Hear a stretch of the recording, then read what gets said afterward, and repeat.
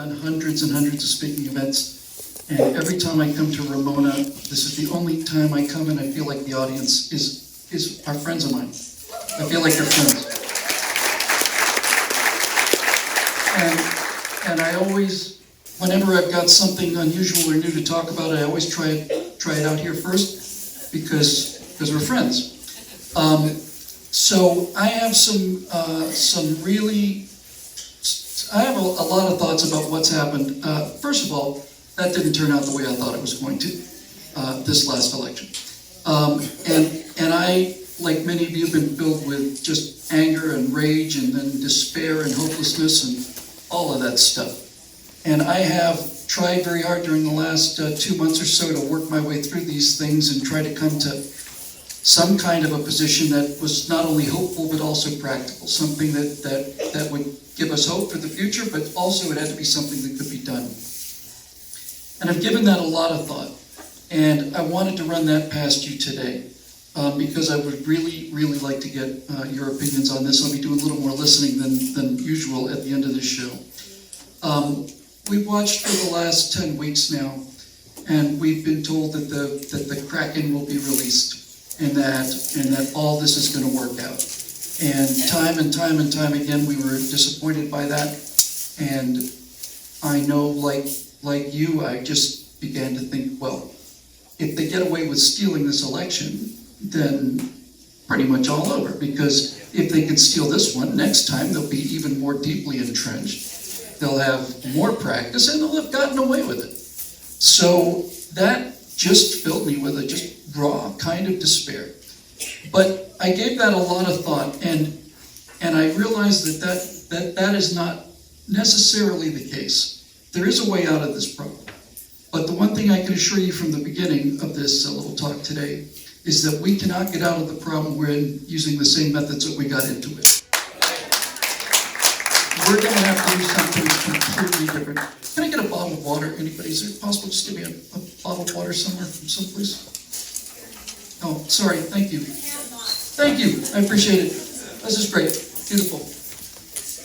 Thanks. Yeah, we'll save the sunshine for later.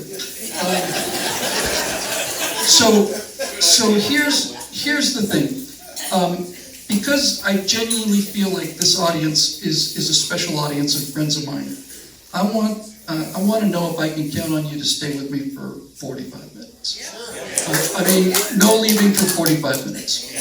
And the reason I say that is because if we're going to really look at where we are and how we're going to get out of it, we're going to have to walk through some dark places before we walk out into the sunlight.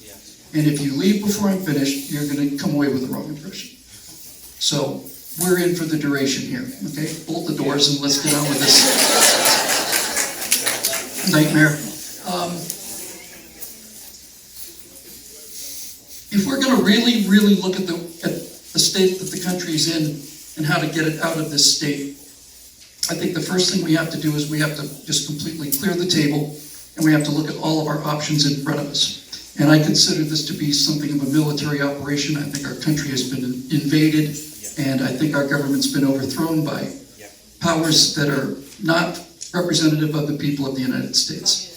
So if we're going to look at this as a military situation, we have to examine all of the options on the table, and I think we should start out with the most obvious option, and that one is surrender. Is it time to surrender? Hang on. I got the doors bolted for 45 minutes. What would that mean? Well, certainly Biden's been in office. He's been sitting in the chair for a week now, and our lives haven't changed that fundamentally.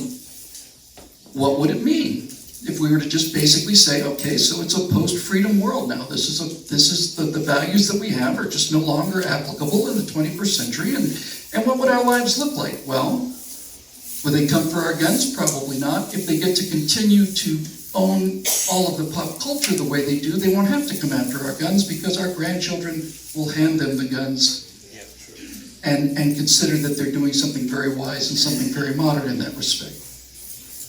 Could America turn into Sweden? I've been to Norway. Norway is very clean, very nice. Norway is a game preserve for humans. where everything is taken care of and everything is lovely and everybody has their place and nothing happens.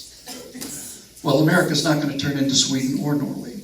No matter how much the people who are selling socialism want to convince the American people that we're going to be just like Sweden or Norway, we're not. We're not going to be anything like Sweden or Norway. And interestingly enough, somebody from Norway pointed out that in Norway they have a number of automated buses downtown, and this is why the city is so well organized and so on. They said that could never happen in America because automated buses would never be allowed to be put into place because of American unions. And so just using that one example is an indication that that's not where we're headed. And if you look at what the policies of the people who are trying to take us in a direction really come down to, their policies consist of our cities burning, of our stores locked up, of our population put behind masks and behind plastic plates and behind all of it, and there's no destination, there's no metrics. The governor of California never says, if this happens, then the masks come off. It's completely arbitrary. It's entirely based on how he feels at the time. And in the case of this particular governor, I think the reason that he ran for governor is because he likes the fact that he gets to go out and have dinner with his friends shoulder to shoulder with no masks, and you don't. He gets to do it, and you don't. It's an aristocracy. What would life be like under that? Well, you'd have to watch what you say. We decided to just walk away from this fight. You'd have to watch what you say, because as you know, if you say the wrong things these days, they can come and destroy you. And if you're going to have to watch what you say, that means you're going to have to watch what you think as well. And all of that is true, and all of this stuff, and all the regulations, and all of the, buses instead of cars, and all of that stuff. I'm not going to live like that. I'm just not. I am not going to live under those circumstances. And you're not either. The time to talk seriously about surrender is when there is no possibility of winning. When the Japanese had that second bomb go off over Nagasaki, it was time for them to surrender, because there was absolutely no way they had to win this war. It was over. It was done. It had been done for a year. Are we in that situation now? Hell no, we are not. So let's get that one off the table right now. We just get that off the table. We're not giving up. And we're not giving up because it's not time to give up, and it's not time to give up because not only is winning possible, winning is inevitable if we do what we need to do to realign the board. So, as far as I'm concerned, surrender's off the table. And it's going to stay off the table, too. I'm never going to surrender to these swine. Never. I'm never, ever going to surrender to them. Ever.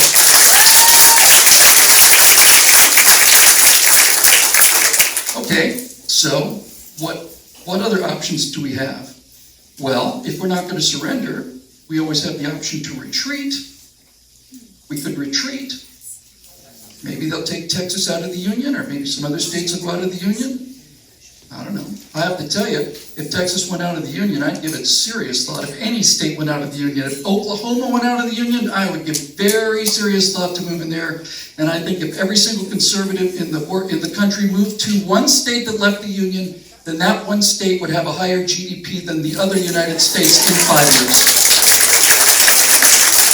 And the idea of retreat is very, very appealing. A lot of people say we want a divorce. We want a divorce from the country. We're going to take California, split it up into pieces, but I happen to think it's a great idea, by the way.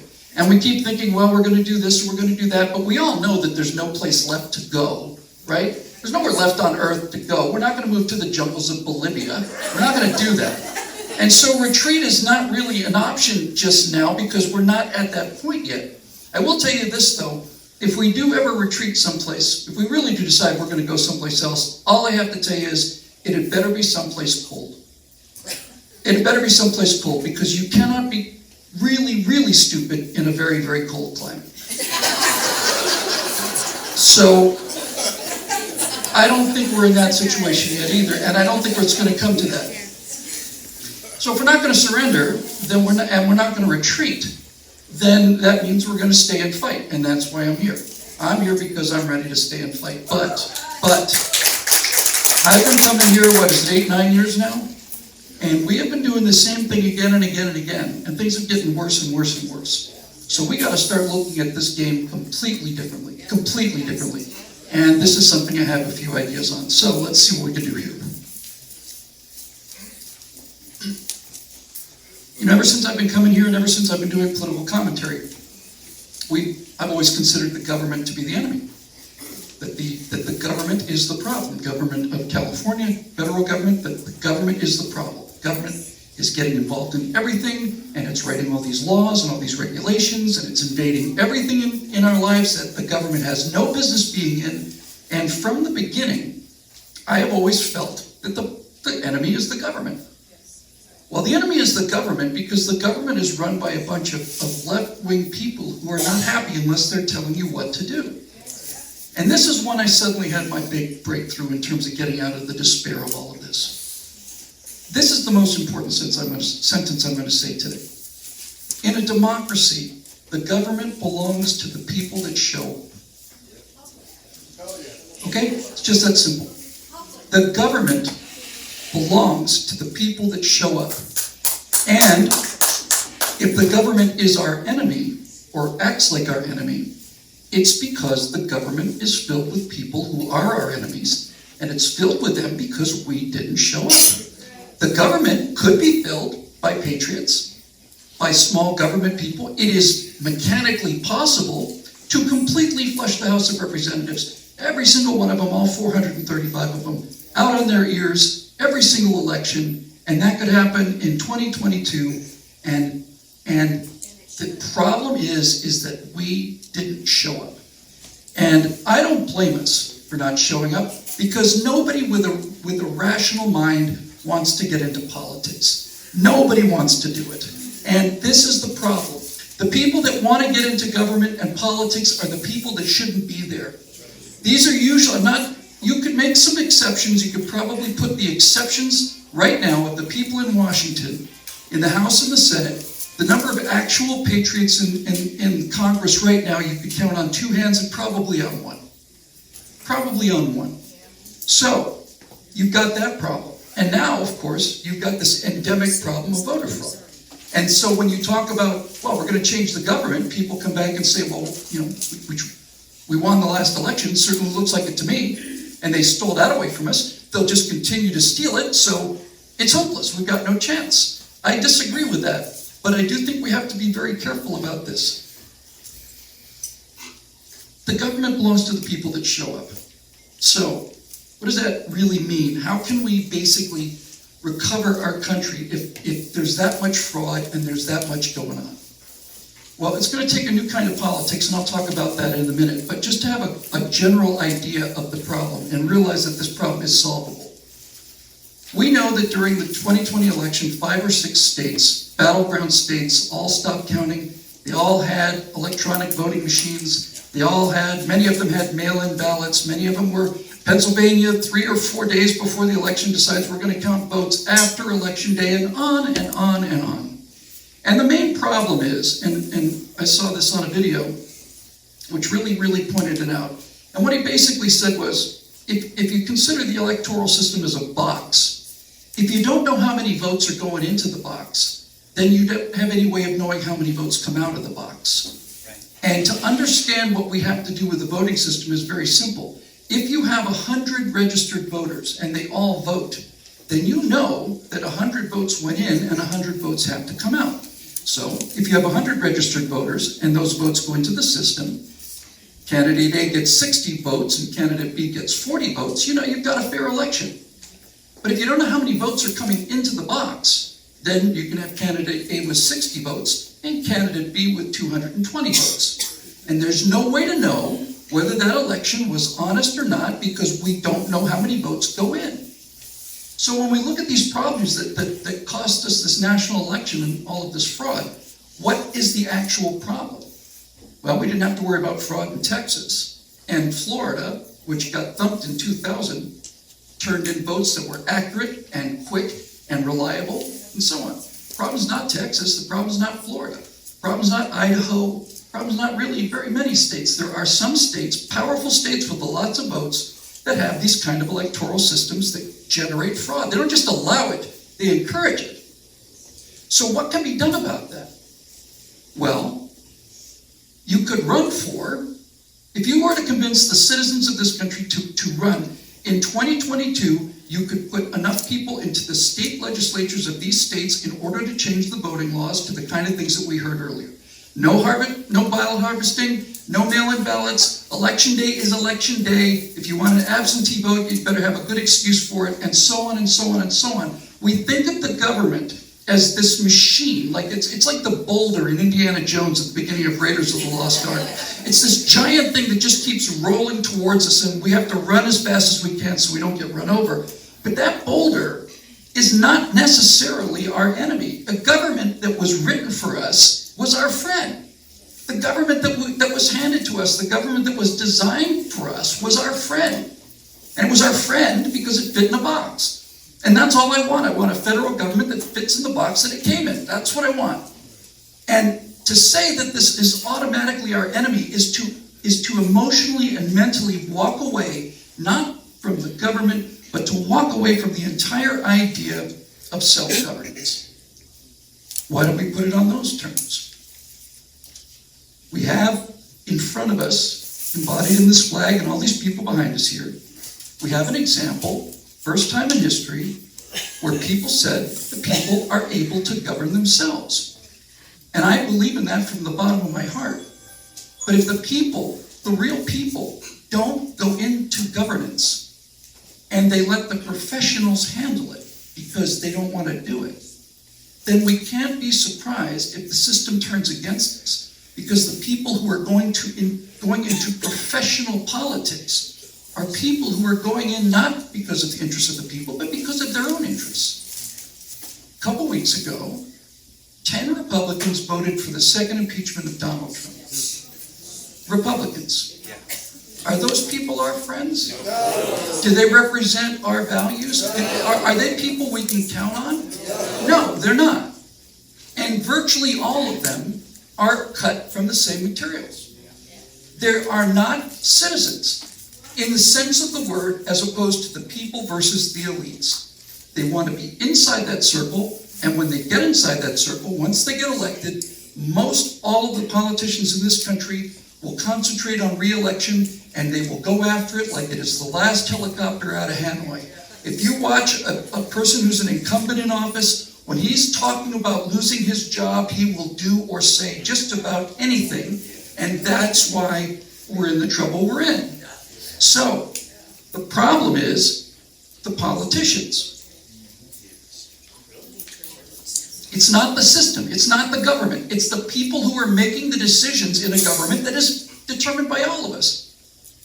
We don't want to do it. We don't want to do it. And it's appropriate that we don't want to do it. People said you could probably make it as a representative, Bill, if you ran for Congress. And I'm thinking to myself, I put out enough hot air on my own as it is. Why would I want to sit in a room with 435 other people outgassing all the time? What could I possibly get out of that? But my unwillingness to get into government and just the sheer nastiness of it is me abdicating self-governance. It's me walking away from the idea that we can govern ourselves. And it's true for all of us. If we are not willing to participate in the government as citizens, then we not only have given up on our own government, we've given up on the whole idea. All of this. We the people. If we don't, well, that's a declaration, but you know the document I'm talking about. We think about these things as forces of nature, like the glaciers or hurricanes or something. Oh, we're losing our freedoms, we're losing our freedoms. Well, we are. But we're losing our freedoms because the people who are making the laws want us to lose our freedoms, and so why are we allowing those people to be in those offices anyway? Why? And here's the thing about this whole thing. This particular venue started out, for me anyway, was Ramona Tea. And we came down here, I started I think in 2012, so let's talk about the Tea Party for a minute. The Tea Party was probably the most successful political experience in American history. It was the most successful political movement in American history, and it failed miserably. Why? Well, the Tea Party succeeded because the goal of the Tea Party was to elect conservative politicians to repeal Obamacare. And in 2008, Barack Obama was elected, and they said it's going to be Democrats for 40 years. 2 years later, the Tea Party gave Republicans the House. In 2014, they gave him the Senate, and in 2016, they gave him the House, the Senate, and the presidency. And from 2016 until 2018, we had the ability to run the board, and we did nothing. Republicans did nothing, let me put it that way. They did nothing. They talked about how much they wanted to repeal Obamacare until it came time for them to be actually able to do it, at which point they start running. And they start running because they think this is going to be unpopular back home. And so whatever reasons that they were sent there in the first place, they're now saying, I made a promise to repeal Obamacare. On the other hand, if I do that now, I could make a promise when I couldn't do it, right? When you just have the House, we need to repeal Obamacare tomorrow. A politician can make that statement knowing he can make that statement because it's not going to happen, because it can't. But when we finally had all three of them in 2016, these people that the Tea Party sent to Washington to do this one thing, you had one job. You have one job. All of a sudden, no, I don't want to do it because I might not get reelected. I talked to somebody yesterday who had a friend who went to Washington as a representative, and this person told me the story that he saw firsthand.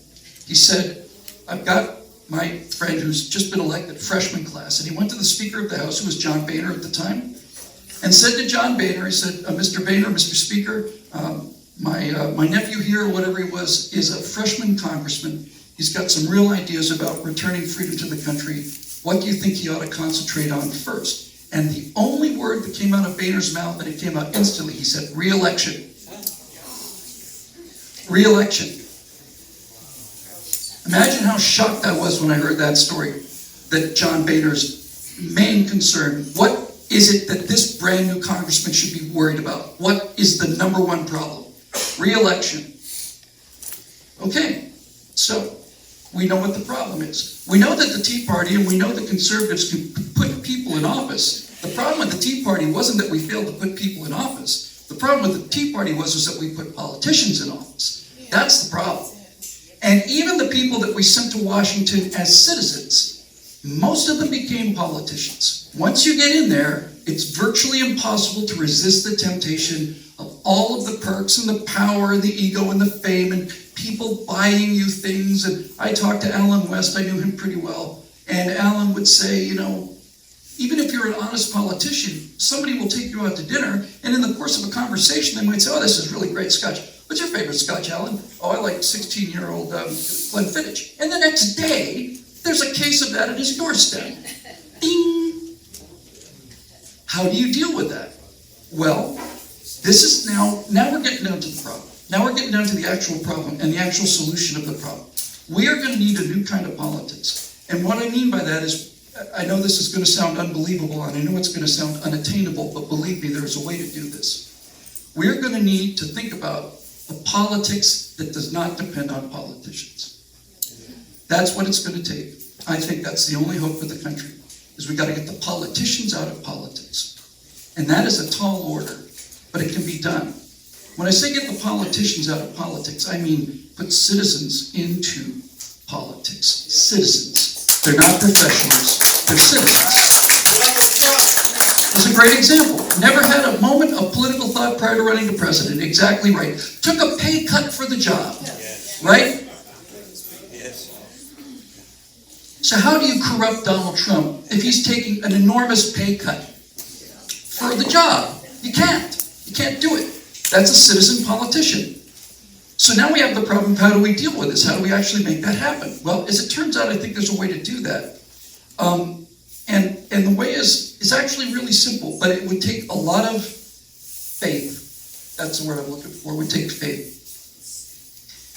If you're going to go to a new kind of politics, an entirely new kind of politics, citizen politics, I think it's going to take something more than just a catchy slogan or something like that. I think it's going to take something absolutely revolutionary. This is my proposal, and we can talk about it during the question and answer period. But if the answer to saving our country is to put citizens into government, then we have to basically lash them to the mast. What do I mean by that?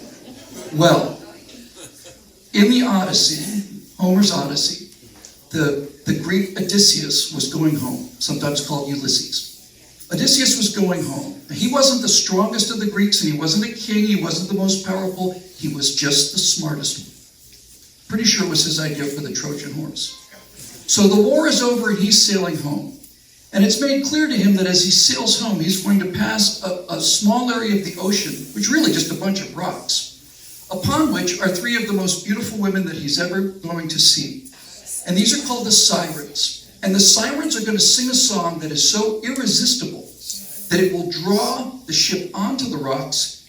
The ship will be destroyed. The sailors will end up on the rocks. And then the sirens will eat them because they eat sailors. And all of this is bait. The good-looking women, the sound of the song, it's bait to get sailors here, crash them on the rocks, and eat them. So Ulysses decides he wants to hear this song. Odysseus decides, I want to hear it. But unlike everybody else, he has the fundamental humility to realize that there's nothing special about himself. That if all of these other ships got wrecked on the rocks, then mine will get wrecked too. There's nothing amazing about me. All these other guys thought I've got more willpower than that. But he was smart enough and wily enough and humble enough to realize, no, if all these other guys got wrecked, I'll get wrecked too. But I want to hear the song. So what does he do? Well, he knows he's going to be sailing past there, so as they start to approach this part of the sea, he tells his crew, tie me to the mast. Put me in front of the mast and tie me up with ropes and tie me and tie me and tie me, and do not let me out no matter what I say or do. You do not let me out until we're over the horizon. And then he had the crew put wax in their ears, so they couldn't hear a thing. And so as he got closer to the rocks and he started to get closer to the sirens, he began to hear their song. And when he saw how beautiful they were, and he started listening to the song, he suddenly realized, no, we're completely wrong about the sirens. The sirens are here to help us. They're our friends. Take us over there. They're going to get us home super fast. They know a shortcut. Well, the guys couldn't hear him. And Odysseus practically tore himself to pieces trying to get out of the ropes that he'd been tied to so that he could swim over and hear the song and be eaten. But he couldn't. He couldn't go. He was physically restrained from going. And so that's how the smartest and wiliest of the Greeks got to have his cake and eat it too.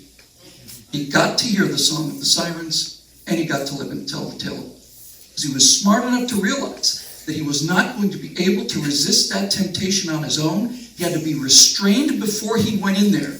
He had to make it impossible for him to succumb to the temptation. Not just on willpower, it had to be physically impossible.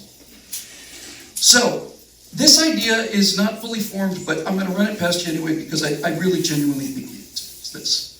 If you were to take a look at a new alignment of politics, just for the sake of the argument, let's just drop the labels, just for the sake of the argument, just drop them. And just say, hey, we're dealing with people who love America and people who hate America. That's the division. Let's say you were to come up with a political party and give it some catchy name. I like After Party, frankly. I think that's a good name for a political party. Because we've seen what's happened now, and it's like, this is the After Party. And the Democrats have the donkey and the Republicans have the elephant. And I think the mascot of the After Party ought to be a raccoon. And I think it ought to be a raccoon. And I think he should be in a Hawaiian shirt holding a martini glass. And I think he should be a little unsteady on his feet.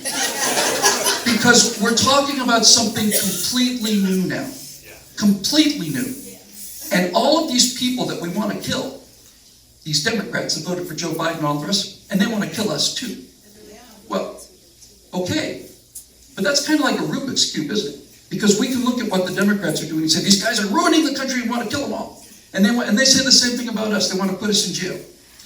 Okay, but if you were to go to a football game, you remember those when they used to have them? They'll have them again somehow. If you ever go to a football game and you're watching a game between the Packers and the Bears, you would have the side that's filled with the Packers and they're all dressed in green and yellow, and you'd have the Bears and they'd be in blue and red. And it would be the Packers versus the Bears fan. You might be sitting next to Democrats, but if you're a Bears fan, he's a Bears fan. Those are the people you want to kill now, are those damn Packer fans. And so we find ourselves in trenches, and the trenches come from the labels. If 10 Republicans can vote for a second impeachment, then the word Republican doesn't really mean much to me anymore, personally. And if we could give the entire House, Senate, and presidency to Republicans and not have them do the one thing they promised to do when we sent them there, that doesn't engender an awful lot of loyalty on my part either. So just for the sake of the argument, put those things away just for a minute. I think the only way to pull this off is to lash ourselves to the mast. So if I was going to run the after party, I would say we have one thing that identifies us. The Republican Party used to be about ending slavery. The Republican Party was founded in 1856 to abolish slavery, period. And the Whigs who wanted to abolish slavery became Republicans, and those that wanted to keep slaves became Democrats, and off you go. But what does the Republican Party stand for today? Can anybody tell me what they stand for? The Democrats are the party of big government, and the Republicans are the party of slightly less big government. So, what could you do to convince the American people who are heartbroken, angry, and cynical, utterly cynical about government, utterly, completely disappointed, disillusioned, distrustful, and rightfully so? What could you do to convince them that you're talking about a new kind of politics? And for me, I think you have to say to them, we're going to have our politicians in the after party, we're going to lash them to the mast. In other words, we are going to have it as our policy that anybody who runs for office under our banner is going to sign a legally binding contract that says that they will not seek re-election. Period.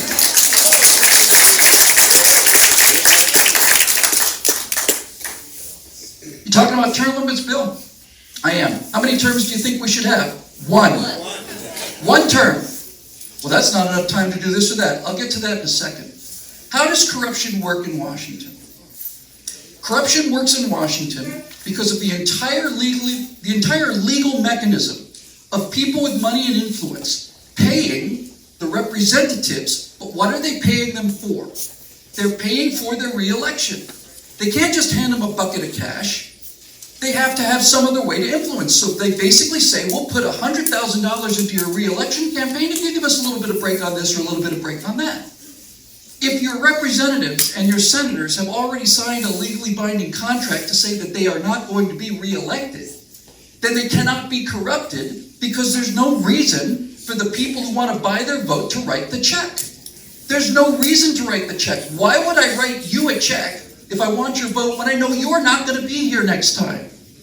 It completely eliminates all of that, but that's just trivial. That's just gravy. Gravy. What it does is it means that the people in Washington are from the parts of America that are actually existent today. Joe Biden's been in Washington how long? 48 years, something like that? When Joe Biden was elected, I'm not even sure they had touch-tone phones when Joe Biden first went into office. Certainly they didn't have the internet. I don't even know if they had color TV. That's how far away from the people he is now. And all of them, to some degree or another. Same thing for Pelosi. When was the last time Nancy Pelosi went shopping? 30 years ago, maybe? You know, that $15,000 refrigerator is not easy to fill. You got to have people go out and buy that stuff for you. They have no connection to us whatsoever. They're inside the circle and they're going to do anything to stay inside the circle. And the only way to get them out of the circle is to replace them with people who are not able to stay inside the circle. They have a line attached to them that is going to pull them out, whether they like it or not. And that idea you could sell to the American people. I am 100% convinced you could sell that to the American people.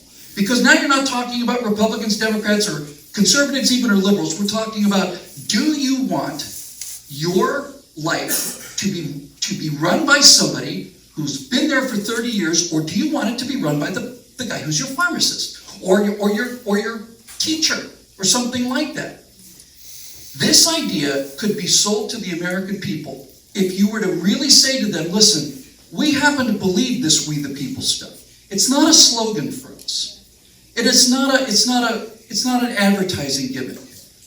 We believe that if we can't, we believe that in a country of 330 million people, if we cannot find 435 representatives and 100 senators out of a group of 330 million people every 2 years, then we really don't deserve self-government. The entire idea is ridiculous. But we don't believe that for a second. We don't believe that for a second. We think that people should be in politics because it's a government of the people. And we think that professional politicians have not only ruined everything we believe in as conservatives, I think that professional politicians have ruined every single thing in America's inner cities. I think they've ruined the education system. I think they've ruined every single part of our society, because once they're in, and they are then anybody's tool. How much for the vote? I think it was Mark Twain who said that the U.S. Congress couldn't be had for less than $2 million, which is considerably more money than most other legislatures in the world, or something along those lines. But what if you were to do that? What if you were to put citizens there? Now here's where we get down to the really interesting stuff. What if, as a general operational principle, what if our general operational principle was, if you want the job, you can't have it? What if that was where our starting position was? You want the job? Can't have it. The only people that can go to Washington are the people that don't want to go. Because if you want to go, there's something wrong with you. You could find 535 people who felt that they had to go, but if you were dealing with people who felt like they had to go, instead of that they want to go, you would immediately select out the people that got us into this mess in the first place. Yes. Precisely. Political office ought to be like a particularly nasty spell of jury duty. It really should. It really should. It should be something that is unpleasant, takes you away from home, takes you away from your business, not something you want to do, something you have to do, something you're required to do out of a sense of obligation for self-governance. And you go to Washington, you serve your term, and you come home in glory. You come home in glory. Because the problems that you went to Washington to solve are not 40-year-old problems. They're problems that happened 6 months ago. I want this street paved, or whatever the case may be. And you would put actual citizens into office. Now, if you were to do that, just off the top of our head, let's say you were to make a major push to put citizens in government, and let's say that you took the combined financial resources of the 100 million people who support Donald Trump and the 80 million who voted for him. Yeah. What if you were to take all of that money, and instead of just randomly spreading it around, what if you were to look at a situation where you say, what resources do we have to focus so that we can retake that state's legislature, so that we can make that state write laws to get rid of all of these Dominion machines, and get rid of all of this ballot harvesting, and you could do that even in California. You could turn the entire thing over, and you could have people write, no, election day, one vote, voter ID, boom, done. If you did that in 2022, on the state level, then in 2024 you could have a national election that might actually mean something. Thank you. You could have a national election that would be fraud-proof because you had taken the fraud out of the system in 2022. Now people say, well, how would you get these guys elected? I mean, if they take the presidency away from Donald Trump, they could use the fraud against you too. But now we get down to the actual nuts and bolts of this. When you run for a state legislature, not the federal government, some of these elections are determined by 300-400 votes. Some of these elections are uncontested. You'd be shocked at the number of seats in a state legislature that are uncontested. And I don't think one of those uncontested seats is a Republican. No, this is a Democratic precinct, so there's no point in running. Okay, what if we're not talking about Democrats and Republicans anymore? What if we're talking about professional politicians versus regular people? What if instead of saying I want you to vote for Democrat or Republican, what if you started saying, are you happy with your life right now? Do you think this is as good as it gets? You could take this message anywhere. I could take this message to the Ramona Tea Party, and I could take this message to a black congregation in the heart of Chicago. I'd make the exact same argument, and I would simply say, do you feel like this is the best life that you can imagine for yourself? No? Me neither. Well, we tried these politicians, and in the inner cities, it's been about 100 years, 70 years or something in Chicago. It's 120 in Atlanta with no Republicans and so on. Get the labels out of the way. Forget it. I'm not asking you to vote Republican. I'm asking you to elect somebody from your neighborhood, maybe somebody who's running a a community center, somebody who's a good man or a good woman, and we're asking you to send them to a place where they have legal authority to fix things. Couldn't fail with that argument. Now, some of the objections are obviously very simple. People say, well, this will never work. Okay, why not? Well, it'll never work because the ground game, the party, the Democratic Party has such a ground game, such a machine to get votes out. Or they've got such an incredible fundraising advantage. Fundraising is used for advertising to get people to vote the way you want them to vote. The ground game is determined to get people to come to the polls to vote the way you want them to vote. If you have an idea that transcends politics to the degree that this idea does, then it doesn't matter how much money they spend. And it doesn't matter how many buses they provide. If you went to the American people and said it's time for self-governance, the country is a mess and everybody hates it. Nobody's happy. Nobody is happy. If you went to them and said either self-governance works or it doesn't, let's give it a try, you would be able to get enough people elected in 2022 to have some people actually get there. But the power of this idea doesn't come in the first election cycle in 2022. The power of this idea comes in 2024 when the people that you elected in 2022 come back home. That's when you really get people's attention. That's when you really, really get their attention. So just to wrap this up, I would just ask you to do just a very quick thought experiment. Think of the 3 best people you know. Just the 3 best people. Not necessarily the 3 smartest or the richest or the most powerful, the 3 best people you know. And now imagine that those people were in the government. Not fighting the government, they were in the government. And now imagine that every single one of us in here took the 3 best people we knew and we filled the entire Congress with those people. How different would life be in this country? How different would it be? If you were to find the 3 best people you know, they would go to Washington and make government smaller because they're not using it as a food supply. They're not parasites who are on this thing for the ride. They want to come home. They don't want to go. And since I'm here, damn it, I might as well make the government smaller because when I go home, I want the people who sent me here to be proud of me. Yes. It is a revolutionary idea. And it is a 100% effective idea. And the only reason that this wouldn't work is a lack of faith in the idea. Because this idea can be sold to anybody.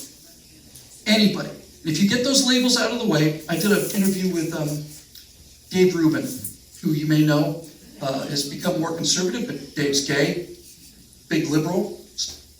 We sat down, had an interview, talked about a few things, realized that we both basically want the same thing. We want people to be happy. And Dave and I sat down and said, you know, Dave, I think I said this, if I sat here, if we took 10 of your best supporters, 10 of my best supporters, went into a room, we could come up with a political platform that 85% of the country would vote for. 85% of the country would vote for. Could do it. I don't see any way out of the situation that we're in using the mechanisms that got us into this mess. If I ever thought that, then I don't think it anymore. After 2020, after watching what happened in real time, after watching that steal go on, after watching the day after President-elect Joe Biden, he has been chosen by the Associated Press, has declared him the winner of the election. And when I saw the big tech companies sitting on the on the Hunter Biden laptop story, and when I thought about all of the corruption and the fact that Nancy Pelosi has some ownership in the Dominion voting machines and all of it, and the media and big tech and all of this collusion, I said, there's no way to beat this. It's just not possible. And then I realized, no, it is. It is possible. The only people in this country who can make you do something are the people that write a law. Law is what is coercive in this country. The only people who can make you do something are the people that have the legal power to write a law, and those people are determined by who shows up to vote for them. Period. We cannot look at this country and say to ourselves, my God, what happened? When we walked away from government, we walked away from the pop culture, we walked away from education. How many of you have known that there has been left-wing indoctrination in our schools for the last 10, 20 years? Raise your hand. Great. What did we do about it? Nothing. How many of you knew that there was going to be voter fraud in 2020? Prior to the election. What did we do when we could have done something? Nothing. We didn't do anything. And I'm not blaming you, because I'm not blaming you at all. There's only one person responsible for this whole mess. Only one. And that person who's responsible for this mess is Bill Whittle. He is the guy who's to blame for all of this. He's the guy who knew these problems were there and didn't do anything about it, or didn't do enough about it. He's the guy that watched all of this stuff happen and just said, well, maybe someday we'll get it fixed. He's the guy who sat there and waited for somebody to come and ride to the rescue from up above when the entire answer was working from the ground up the whole time. I'm responsible. It's my fault. Nobody else's, just mine. Now, once I've come to that conclusion, I realize that if I'm responsible for this mess, then I'm responsible to get us out of this mess. It's my personal responsibility. Not got anything to do with you people. Nothing to do with you. My responsibility to get us out of this mess. And I'm going to have to do whatever we have to do that. But you cannot solve the problem that politicians got us into by electing other politicians. That is the lesson of the Tea Party.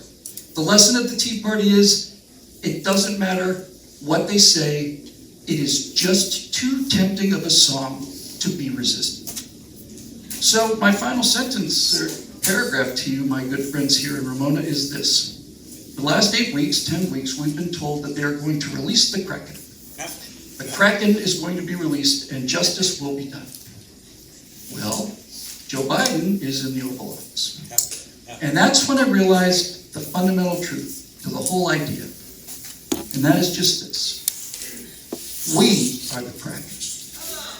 We're the Kraken. It's not going to come from above. It's going to come from below. We're the Kraken. And we're the ones they should be fearing. We are the Kraken. And I predicted in 2012, 3 days after Romney lost, I said the next president's going to come from the pop culture. And Donald Trump sure enough appeared. And I'm going to make another prediction. I predict that the next president of the United States is going to be a person of unimpeachable moral character, and I think the next president of the United States has no idea that they're going to be the next president of the United States right now. That's what I genuinely believe. So, that's my theory. Why don't we talk it over? Thanks very much for having me. Bill Whittle, ladies and gentlemen, let's hear it.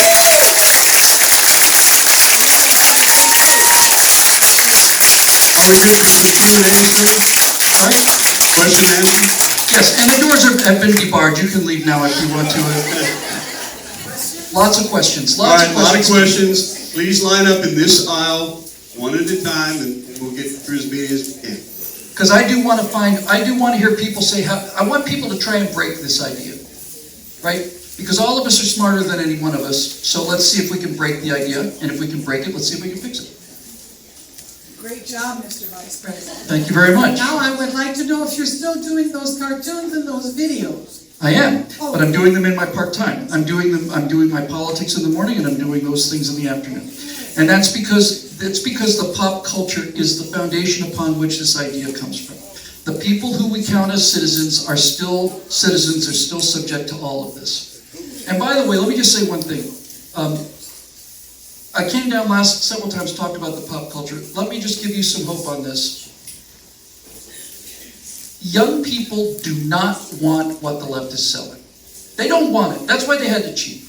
They don't want it. Young people don't want social justice values in their Star Trek or their Star Wars. They don't want it in their commercials. They don't want it in their programs. They're sick to death of it. They are playing video games to run away from it. These values that they are selling us are not going to be sold. They have to be enforced. So, keep that in mind. Everybody wants to be free. Everybody wants to be left alone, no matter what the peer pressure above says otherwise. They don't want to be told what to do. They don't want to be told that they're racist if they disagree with you. And that board is clear. We just have to give them something to believe in, and we have to give them an island to land on as they sail across this giant Pacific of peer pressure. Hey, Jenny, how are you, darling? Hello, Bill. Fabulous as always. You're my hero. Okay, along the lines of the one who wants the job, we don't want to have the job, we gotta draft a guy who has to have the job. I would like to know what you think, and you are my number 2 choice if I can drag you kicking and screaming, but I'd like to know what you think about us drafting, what's the name? Larry Elder to run for governor. I could not be happier about that. You know the story about Larry Elder and his previous run at the 10 years governorship, right? 10 years ago, was it? Yes. Larry Elder decided that the country was in such trouble that he was going to run for governor as a Republican. And he was told... Senator. Sorry, Senator, excuse me. Yes, and he was going to run against Barbara Boxer, and he was told by the Republican Party that, no, we're not going to select you as our candidate because in order to beat a woman, we have to have another woman. And she can self-fund. Right. And so the Republican Party told Larry Elder that he cannot run as a Republican, not officially anyway. He would have wiped the floor with her. Larry Elder does what Rush Limbaugh does and what I do to some degree. He makes the freedom argument every single day. He makes it every day for a couple of hours. If there's anybody in this state who could become governor, it's Larry Elder. And I would back him 100%. And to the degree that I would help him, this is what I wanted to do when Newsom was up for election the first time. I would not have had a single press conference if I was the Republican candidate for governor against Newsom. I would not have had a single press conference without pulling out my iPhone and checking the app that lets you know where the greatest concentration of human feces are on the streets of San Francisco. I would want that app in front of me every day. Governor, before we start our debate, did you come down Fulton Street or did you go over on Grant? Because I see that the piles of human feces in the city that you've been the mayor of, and now you want to turn the entire state into, I see that it's looking a little bad there. I would never let him forget that, ever. Ever. I would put that on him every single minute of every single day. And then I would say, why did you do that to the most beautiful city in America?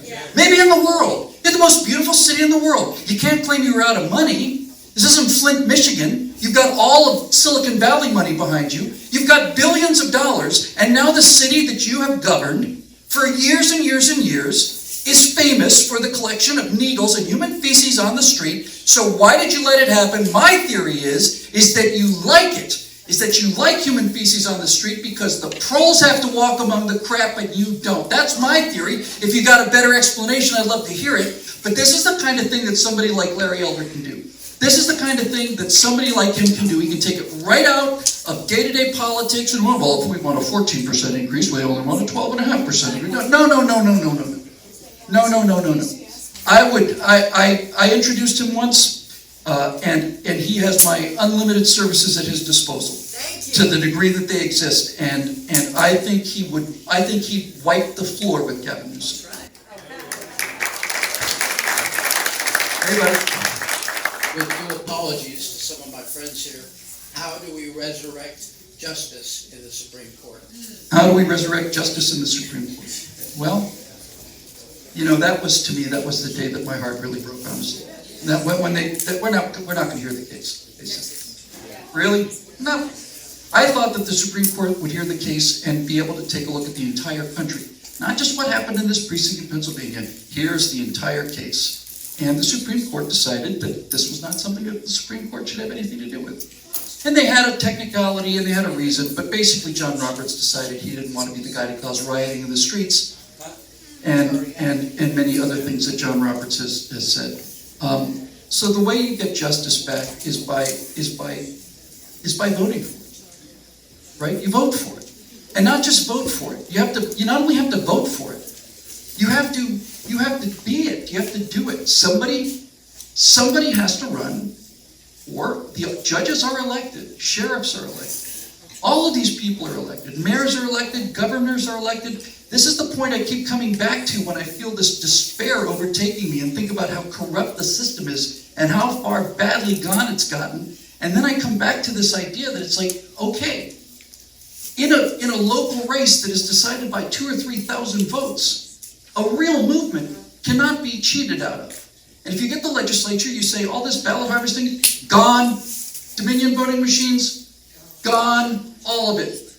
And if you had national resources applied on those particular races, I think you'd do well. I want to say one thing before I get to your question, ma'am. It's going to take just a second. And I really should have ended with this, and I'm sorry I didn't, so let me do it now. For those of you who feel, as I often feel, that it's gone, it's corroded, it's destroyed, it's simply broken and we can't get it back, I want to give you something to hold on to because this has caused me a great deal of comfort. How many of you have ever seen like an abandoned, let's say like a 38 Ford sedan, and it's sitting in the back of a ranch, and it's nothing but an iron-covered, rust-covered bump. It's just a rusted-out chassis. The headlights are smashed. Mice have eaten all of the wiring. The upholstery is utterly dissolving. The tires, the rubber of the tires has returned to the earth. It is just simply a hunk of junk. The engine hasn't run in 50, 60 years. And along comes somebody and buys it off of this farmer for 20 bucks. Probably the guy would have paid him to take it away. Puts it on the back of a truck and takes it back to his shop. Then what happens? Well, he looks at what he's got and he looks at the condition that every part is in. Is the frame still sound? Yes. Okay. So we have to get the rust off the frame. Yes. Okay. What about the glass? No, the glass is absolutely smashed. Well, we're going to have windows made, but they're going to have to be cut to the exact same shape because they've got to fit inside this car. What about the headlights? No, they're both gone too. All right, we'll have to replace those as well. We're going to have custom upholstery done. I have seen, and you have seen, all of us have seen, a car that was restored from a rusting monument that looked like it was manufactured today. It looks like it came off the factory floor today. In fact, it might even be a little better. Maybe they decided to put satellite radio in that 38 Ford sedan. But I have seen time and time and time and time again airplanes that have been nothing but corroded piles of bolts and broken plexiglass, and I've seen automobiles, I've seen all of it. It can be restored to the condition it was in originally. It can be restored to brand new. It takes patience, it takes time, it takes money, it takes a lot of love, and more than anything, it takes faith. It takes the belief that if I put 2 or 3 hours a day into this for 17 years, I will end up with a brand new car. And it happens every single day. So don't ever think that this is gone and is irretrievably bad. It is rusting, it is corroded, it is broken, it is all of these things, but it can be returned to its original state. Because if you keep the shape of the car, in this case the constitutional structure of our government, you clean the parts that can be cleaned, you rebuild the parts that need to be rebuilt, and you rebuild them to fit exactly where they're supposed to fit in the original structure of this government. You don't have to invent anything new, and you don't want to. I want a 38 sedan, and so if I have to replace this headlight, it's got to look exactly like the one that came off of it. And when you're done, you get to ride around in a brand new car that's 80 years old. And I see it all the time. Don't ever let yourself get to the place where you think that this country can't be recovered. You can make it not only as good as it was, you can make it better than it was. All it takes is the faith and the belief that you can do it. Yes, ma'am. Good afternoon, thank you very much. My name is Lucy Valesky and I ran for State Assembly District 38. I bid for Democrat and I got to run up against a Republican. My dilemma was I was not enough polished to run as a candidate, and I think we're lacking a lot about our California GOP. Take away my equation because I ran against a Republican, I'm okay with that. Yeah, the battery's kind of going out. But the thing is, we are having a big problem. We have so many people up north, they were against one Republican and one Democrat. Because it doesn't fit their agenda, they don't support the candidate. And we have a big problem with that with the California GOP. What can we do about that? Because we need a big cleanup there and be behind the candidates. Well, this is the question: how do we get from here to there? And let me just address the lack of polish issue first, because you said that perhaps you weren't as polished or as you might have been. We saw in 2010, we saw some Tea Party candidates, and some of them were just not very good candidates. They just weren't. We don't have that luxury anymore. We cannot have bad candidates. But in terms of lack of polish, that's an entirely different story. I think, this is an Abraham Lincoln phrase, I think that people would vote for a candidate that still had the bark on them. Still had the bark on the tree, as long as you believed that they were utterly sincere and what they were talking about. They knew what they were talking about. Didn't matter how well they talked about it. As long as they knew what they were talking about, I think people would go for that.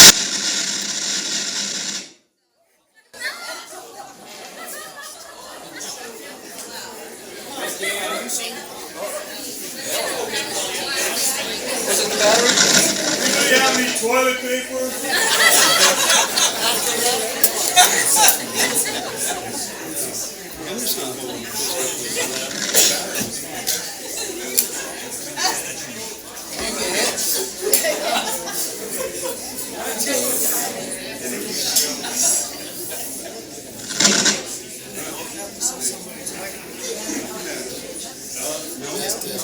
Hang on. Hold it properly loud, Bill. We're good, we're good, we're good. I'm used to thunderbolts coming after when I was speaking, but that one was very judiciously timed. Hey, here, Mr. Whittle. Even before you said, Carmen, I was thinking along that line. So can you hear me, sir? I can, yes. Okay, I wanted to ask you about, when I hear about the subject, I'm also reminded of the bureaucrats. I wanted to ask you about that. I'm inspired by what you said, that if somebody knows they're leaving, then maybe they are inspired to get something done when they leave. But the last part is you said, we need to know the Constitution. I agree with that. That's part of getting that car back together, take a class.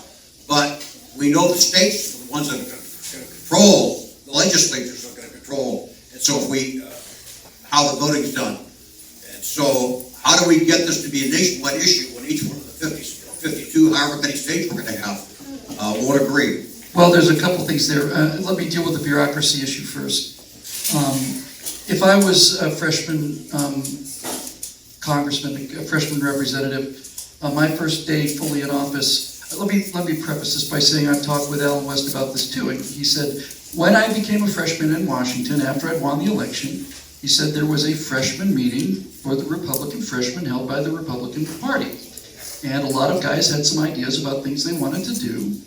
And he was told, this is what Alan West said to me, he was told, yeah, well, actually things don't really work that way here. I know it seems that we could do that, sir, but that's really not how things work in Washington. And I thought, oh, really? I spoke to a state senator in Arizona who told me that he passed legislation, or wrote legislation, and the bill that actually went to the vote had been changed so much, it was essentially the opposite of what he said. It had been changed by his aides, assuming that he wouldn't notice. The immortal bureaucracy must remain at all times, the immortal bureaucracy that has turned our government into this Byzantine kind of thing that only high priests can understand, who've been there, so you don't understand how it works. So if it were me, and somebody said that to me, a staff member said, well, Mr. Will, that's a great idea, but things just don't work that way here. I would have a gathering of the staff, I'd have a staff meeting, I'd buy some pizza, I'd sit everybody down, and I'd say, I'd just like to have one quick discussion with all of you. First thing I'd like to say is, you're all fired. All of you.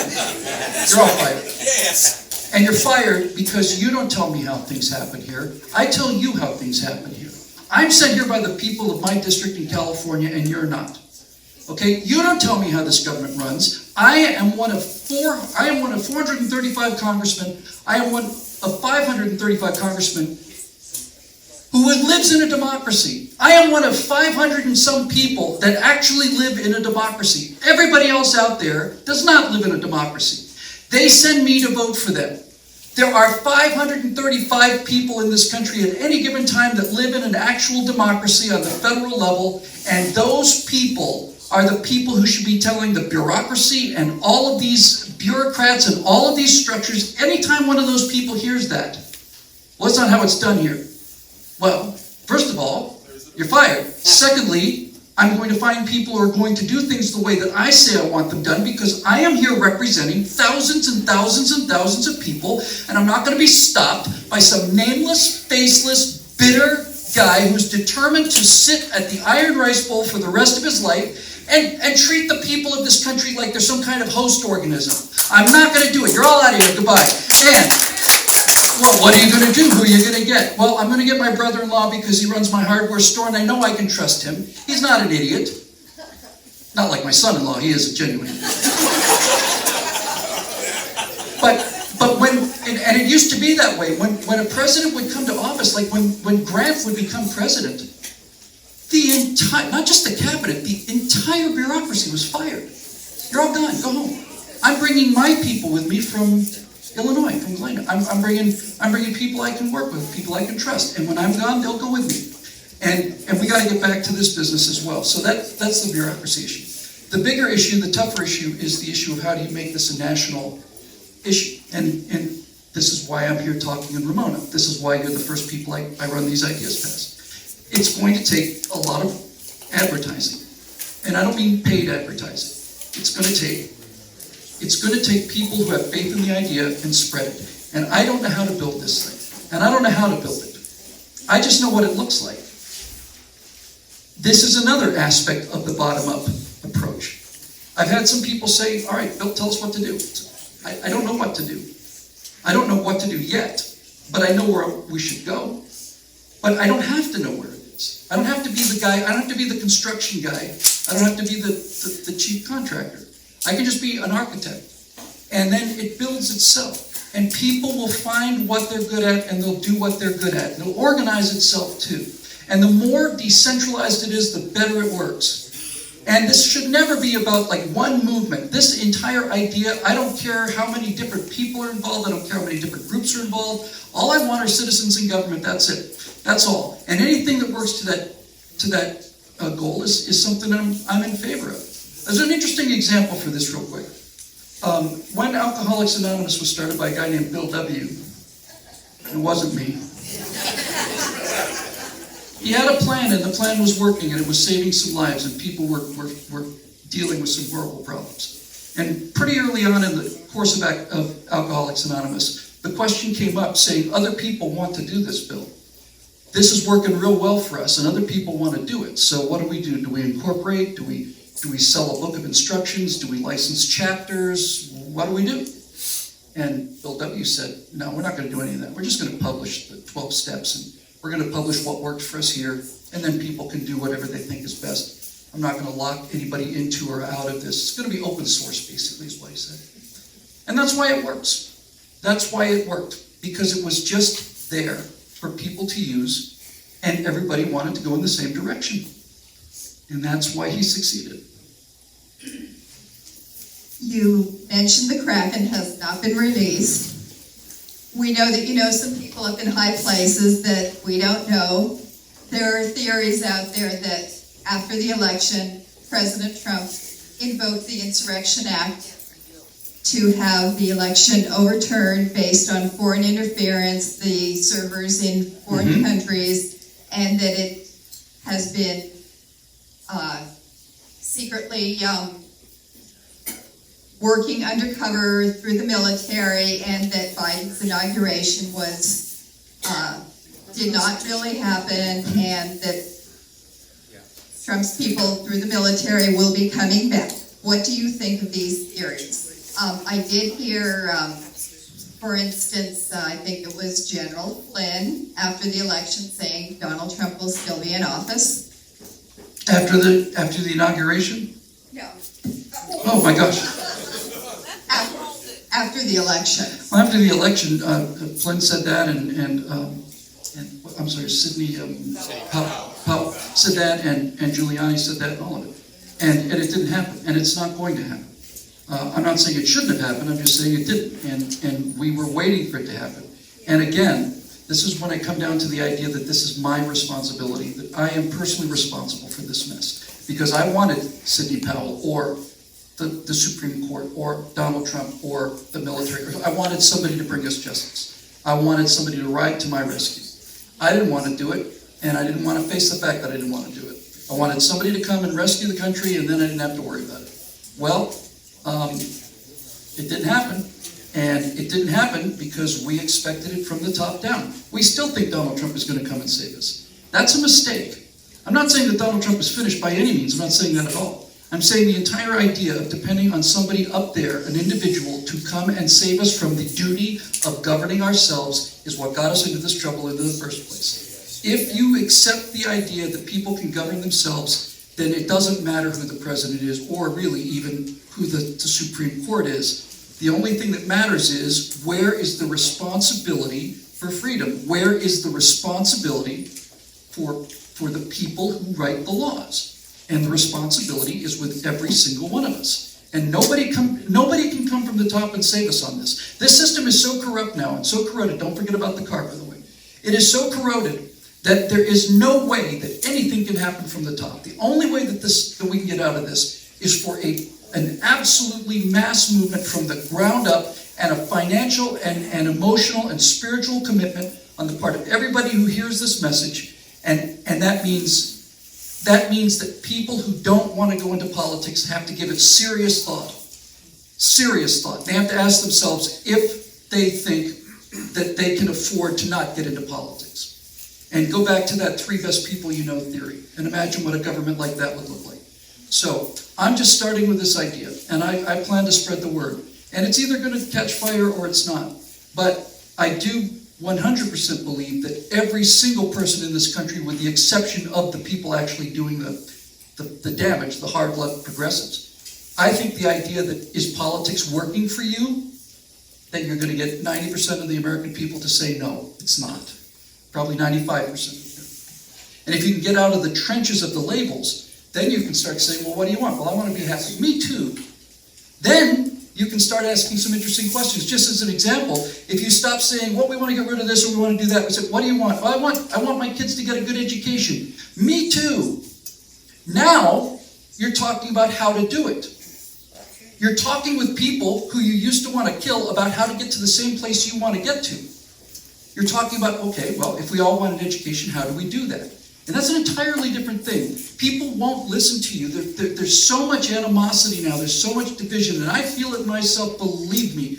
Believe me. There are times when I watch this going on and the smoke is coming out of my ears. And I'm just thinking the easy thing to do is just go and ammo up and just let's get this thing on and get it over with. But that is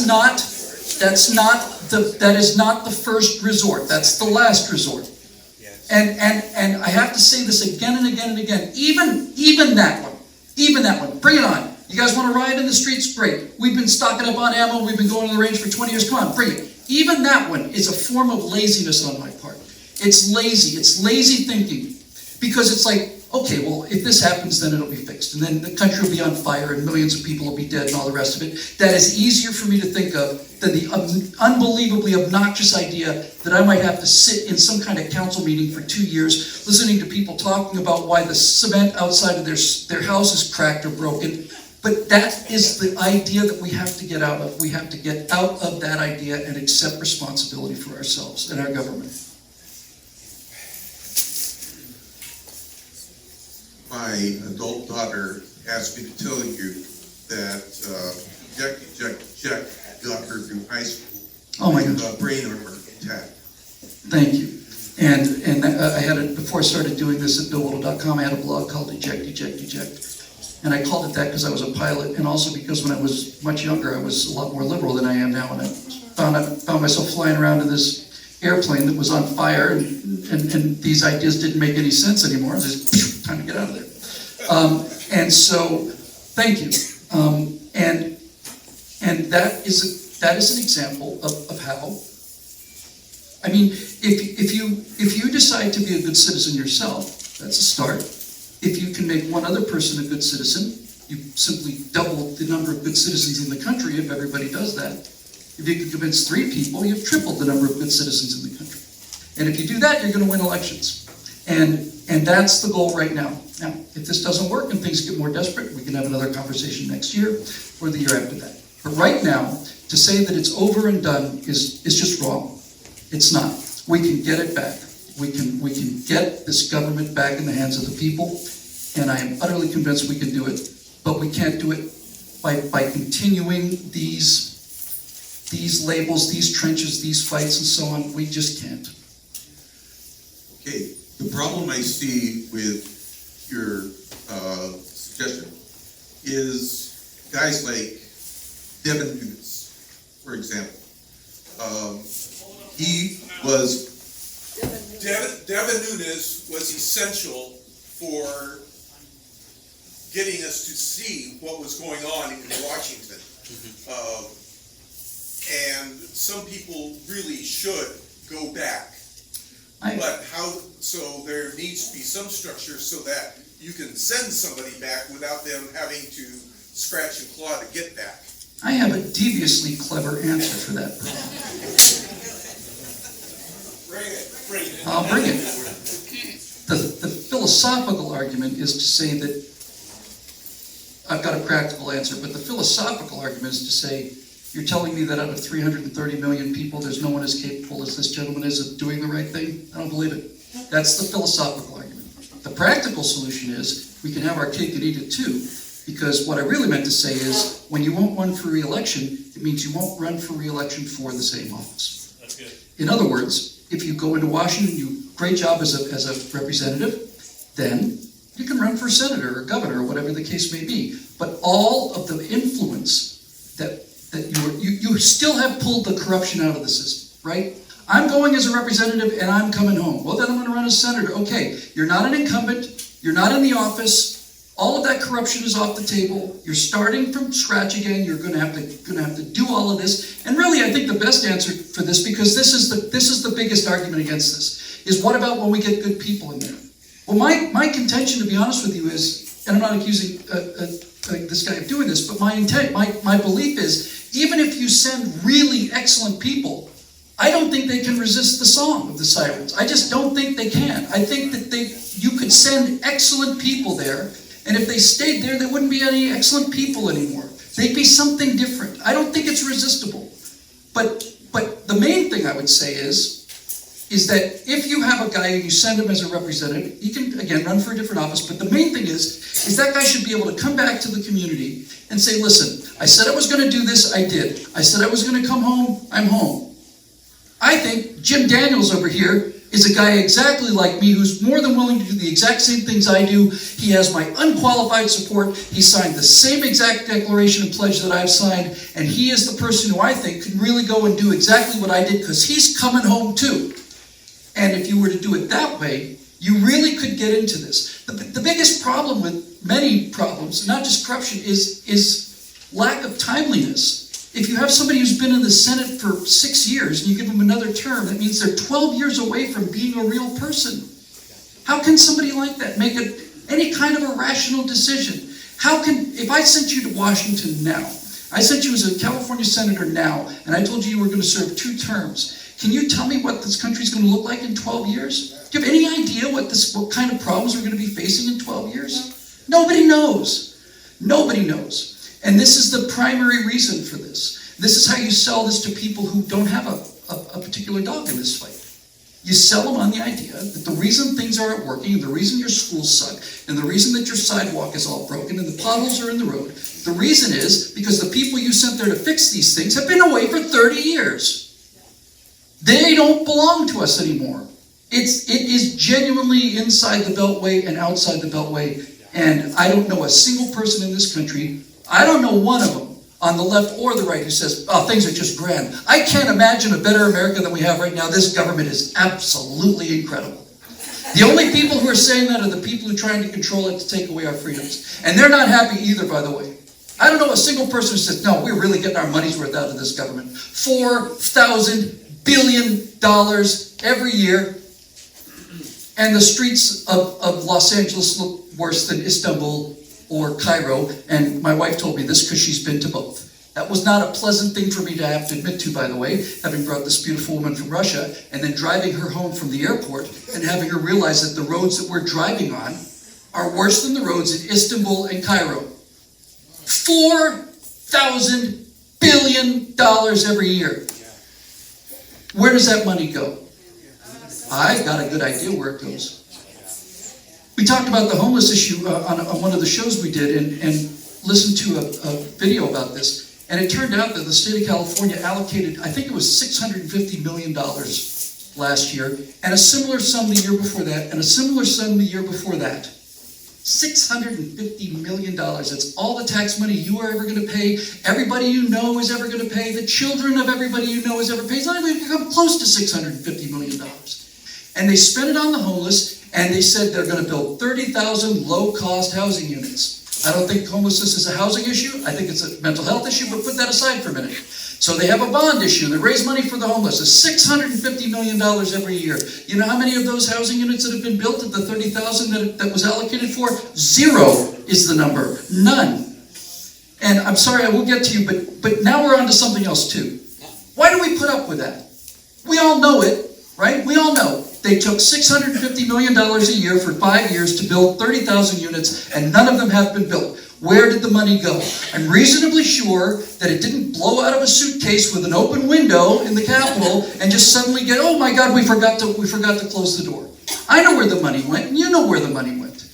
Why do we put up with it? And the bigger question is, if you wonder why these people had the nerve to think they could get away with stealing this election, why wouldn't they think that? We watched a guy get murdered in jail, and we get murdered in jail right in front of our eyes. Right in front of our eyes. Here's the one guy who's got actual, genuine dirt on the Clintons. The one, and not just dirt, the only kind of dirt that could actually pull them down. Underage sexual exploitation, right? And, he hung himself, really? Yeah, he committed suicide. Well, I thought he was on 24-hour surveillance. Well, he was. Well, then let's see the video surveillance. The cameras went out. Really? Yeah, they just burned out. They're burned out now. Let's have a look at them. Let's see what went wrong. Oh, they came back on again. Really? How long afterwards? About 13 minutes afterwards. So you had them under visual surveillance. This is the official story. I'm not making this up. You had them under video surveillance. Yes? Yes. The cameras just went out, right? Yep. Did you send anybody to the room? Well, we didn't think about that. Okay. Cameras are out for 13 minutes. It's dark. Yeah. You turn the cameras, suddenly come back on again. And now he's hanging from the cell. You expect us to believe that? Michael Jackson swore in an interview that he'd never had plastic surgery. He swore. He did. He did. And he expected us to believe it. See, I don't think they expect us to believe it. I don't think they expect us to believe it. I think that they know that we know. They just know that we're not going to do anything about it. And that's why we need to scare these people. We need them to be in fear of us. And by us, I mean regular citizens. These people need to fear the citizens. They need to be fear being thrown out of office and put in jail. Yes, sir.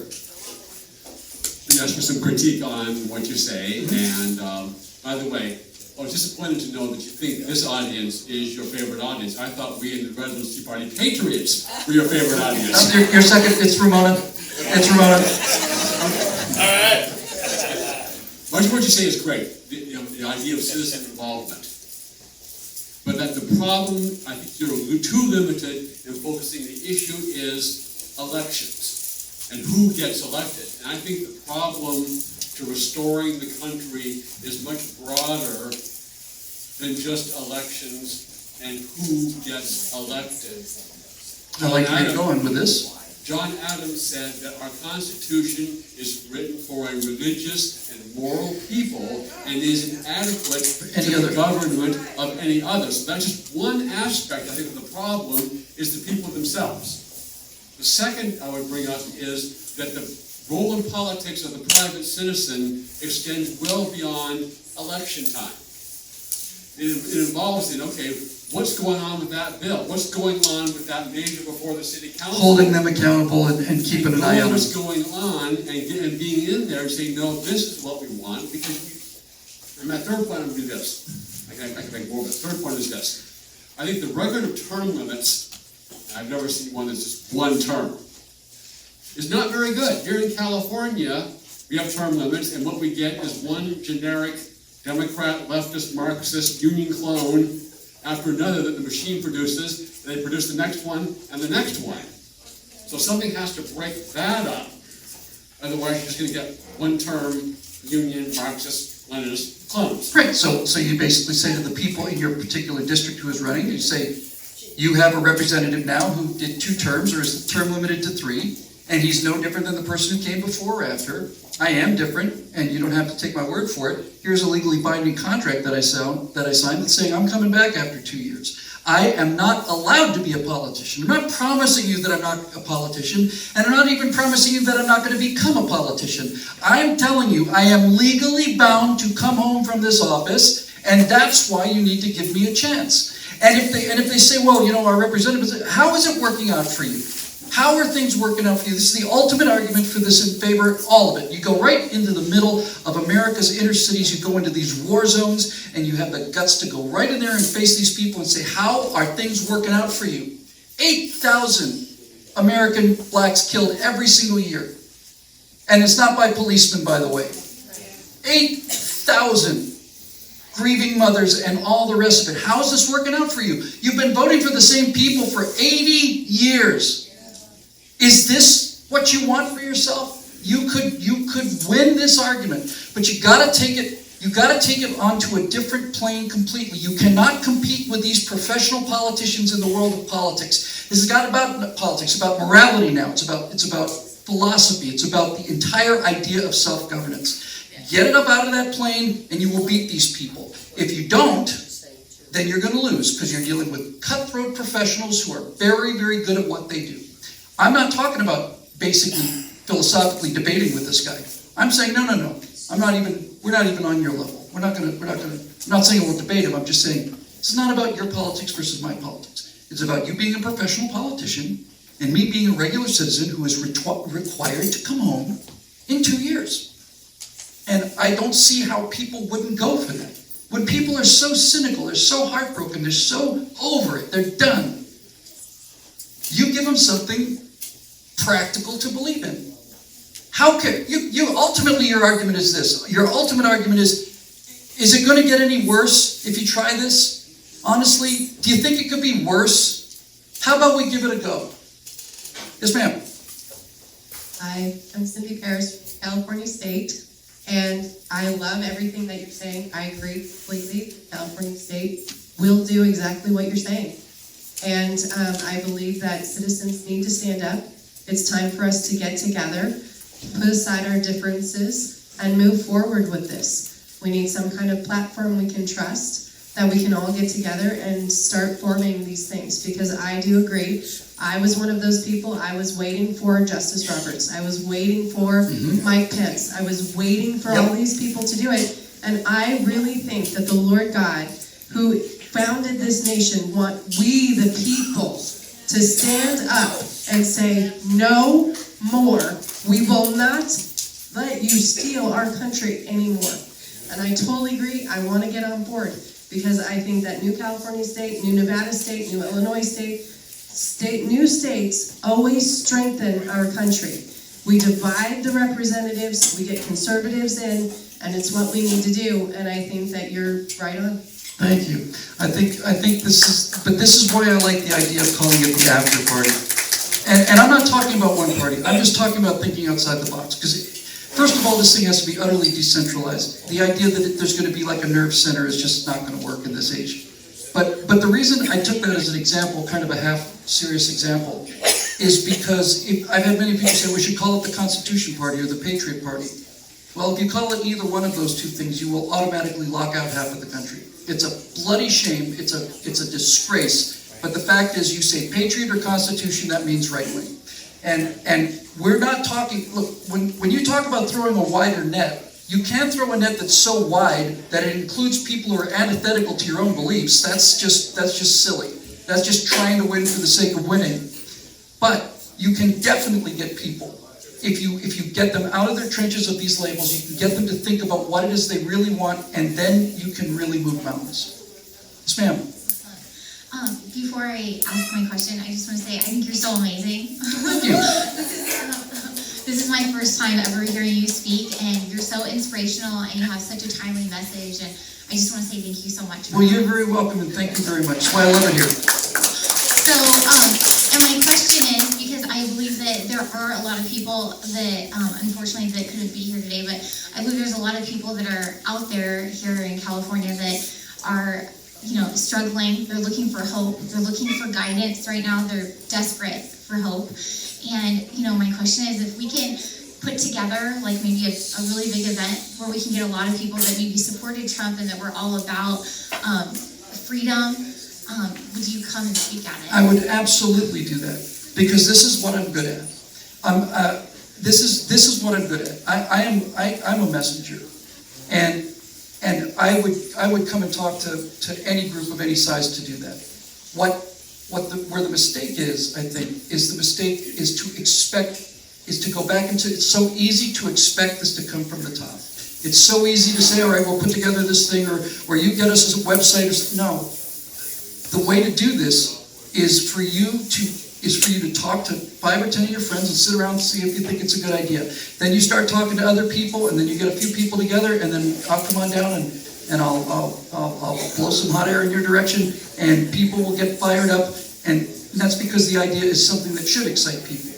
But the actual construction of it has to happen on the bottom level, which is individual people talking to their friends about the idea, and maybe thinking, this guy Jim, who's the assistant manager over at the drugstore, he's the best man I know. He's smart, he's honest. We got to convince him to run for office, and that's how this thing starts, I think. Yes, sir. Have you thought about what you would do if YouTube cut you off? Because given that there's so few video platforms that the bulk of Americans know about, you would, of course, have your followers if YouTube cut you off, but how you would be able to market yourself to the public to win over people to conservatism would be really hard, especially because social media is dominated by only a few companies. Great question. I've given this some thought too. Whether you voted for Trump or Biden, there's no question in the minds of every American now that these social media companies decide who gets to say what. Now, maybe you realize that they get to decide the things that you like to hear, but everybody knows that they arbitrarily decide who gets to say what. My personal feeling is that they had to go so far in the open in order to pull Biden over this line that they mortally wounded themselves. Mortally wounded themselves. They're still staggering on, but they're gut shot and they're bleeding out. And the reason I say that is because in 1 week, MeWe added 2.5 million people, which is a Facebook alternative. When I signed up for a couple of these other things, the first thing I heard was from people I haven't heard from in 7-8 years. Hey, Bill, how's it going? It's Jim Barnes, friend. Oh, you're already here? Yeah, we're already here. So what their brazen management of your information has done is convince significant people to go to alternatives. And now we get down to the network effect. And the network effect is very simple. The only network that has any value is a network that has people on it. Nobody wants to be on a network that has no people on it. And up until now, it's been Facebook and YouTube and nothing else. But when enough people move to this other network, then all of a sudden, a sort of a critical mass happens, and then it's interesting enough to go to that other network, and now you're there, and somebody else is there, and you tell your friend about it, they're there, and now you've got an actual competitor to YouTube and Facebook. And furthermore, from what I'm seeing now, after what they did with Parler, and how they basically just smashed Parler, or tried to, I think people of any persuasion politically, I don't think there's a person in America, well, I always come back to the 85%. There's some just evil people out there, and that's all there's to it. But I bet you 85% of the American people would go with you if you were to say, I don't think that my data should be made available to everybody. I don't think the company should have it. I don't think they should be able to sell it. I think that my data is my data, and I want to protect it. You're going to get 85% of the country to agree with you on that. What I'm finding is that all of these new social networks, their advertising gimmick, if you will, their message, their brand identity is that this is a secure place for your information. This is secure. You are not going to have your information traded off here and so on. And then when you take that and then you start taking some of the things we saw with this stock market thing last couple of days with GameStop, you begin to realize what people can do when they act together. If people act irrationally for a rational purpose, the system can't cope with that. And that's what the stock market thing showed us. The billions of dollars that got swept up into this worthless stock, essentially, was there, and it kept coming because the traders saw it rising, and they knew that it's going to reach a point where people are going to realize this stock's not worth this much money, at which point they instantly get out with their computers and make decisions in milliseconds, sell everything, take their profit, and other people get screwed. Well, this time, the people who were doing this held on to their stock, and they knew that the stock wasn't worth that much money. They knew it. Half of them, most of them said, $600 in stimulus check, I'm ready to lose it. In fact, I'm going to spend it just to watch them squirm. And that's exactly what happened. And so when you have people acting irrationally for a higher rational reason, all of a sudden, the whole table's open. All of it's open. Wall Street will not be able to do business the way it's been doing business now as a result of this. And the one thing that I've seen, because I keep my ear to the ground in a lot of places, I listen to liberal things, conservative things, and so on. The one thing I'm finding across the entire spectrum, from far-right conservative to far-left progressive, is that, oh, okay, so you leverage your stocks, and you drive up the price, and then you sell, and you make, I'm talking about the financial houses, and you make billions and trillions of dollars, and the poor guy gets screwed, the little guy. But now that one time, the little guy is actually making money, and you're getting screwed, we're going to shut the market down immediately? Immediately, we're just going to close it down? I thought you were in favor of the free market. Well, we are in favor of the free market as long as it's working for us, and when it doesn't, then we stop. That's not capitalism. That's cronyism. That is control of the economy. And every single American who followed this story saw that what happened was the little guys were winning, and the big guys shut down the electricity. Boom, just cut it off. Okay. That also is a recruitment for this idea. That this whole system is really very badly corroded and needs complete top to bottom overhaul. And you can't just do one piece of it. Hello, darling, how are you? I'm wonderful, Bill. Thank you. Good to see you again. Good to be here. All right, I have actually two questions. One, in this contract that you're talking about, we'd like to see something where they're not going to get that paid income for the rest of their life. And I think that's so unfair that they go to Congress, they serve maybe one term, and they're set for life. They've got income for the rest of their life. Wasn't there a politician... What kind of job is that? We'll do them one at a time, because I know you got another one. Wasn't there a politician not too long ago who said that they were not going to take the lifelong benefits and just said they're just not going to do it? Somebody said that. Oh, well, Trump, obviously. Somebody on a local level said, I'm not going to take these lifelong benefits when our state is so far in debt or whatever. And that is the kind of thing that people listen to. So yes, it's not a lifetime of luxury, you know? Okay, my second question is about the cultural thing when you talked about the video game last time. How was the progress going on the video game? The progress is going very well on a technical end, and since you asked, I talked to a friend of mine and said, are there any conservative people in the Hollywood left, period, question mark, and do you know anybody who knows things about computer games? And I met this guy, and I thought, oh boy, you know, he's about my age. I figured this guy's probably messed around with 3D Studio a little bit or something. Well, it turns out the guy was like in charge of the special effects on Battlestar Galactica. And I said, you did Battlestar Galactica? He said, yeah, that was back in the 90s. Anyway, after that, we moved over to Firefly. You did Firefly? Yes, I did Firefly, but I started in Babylon 5. You did Babylon 5? So I have done a number of demos, and I could show you stuff today that would be very, very impressive. But what this guy does for me is it is a guy who has made a living doing these kind of things. And I cannot give that up, because that's a chance for me to talk to 5 million people instead of 5,000 or maybe 50 million. But at the same time, I have to do the political stuff, and I have to do the political stuff first. That has to be, I get my show out for the day and take care of the forums and the emails, then I can go and work on this other stuff. Because you're right, you have to change the culture.